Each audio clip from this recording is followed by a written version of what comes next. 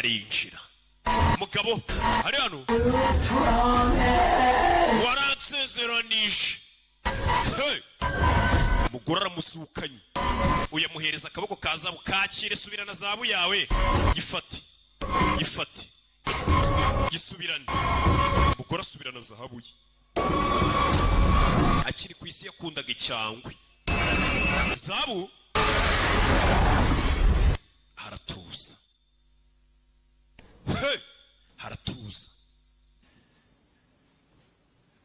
Umugore asubiranye zahabu ye, yarazutse aje gutwara zahabu ye. Umugabo bugasubiye mu madeni ya banki, yarazi ko kari akazaba avuye gutaburura ku murambo. Umurambuza umukurikiye, bantu mujya gucukura mu marimbi. Ikasane do rebe,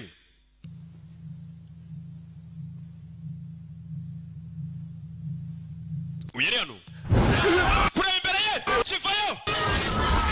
Agashoka kimukata ijosi kigore ki. Umugore wapfuye yamukase ijosi aryo, yagiye kumutabururira akaboko kazaba ashaka iki.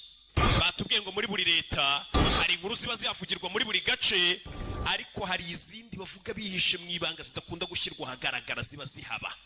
Nk'iyi nkuru ni inkuru iba muri kano gace twatangirimo, ariko ntigikunda kuvugwa. Bagivuga bongurira nk'uko mva atari hakurya haba umugore w'umurozi, bagaceceka, ariko nta muntu ubivuga cyane. Polisi ya Lanchin ntabwo yamenye ibyabaye,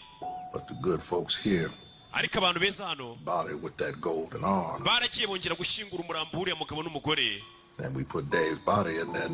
Umurambo wa David bawushyinguranye n'umugore we mwumva imwe.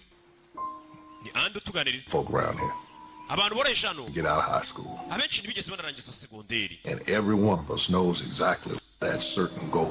kandi buri muturage wese utuye hano azaniyo zaba ishyinguye, baba bategereje kuzajya kuyitaburura.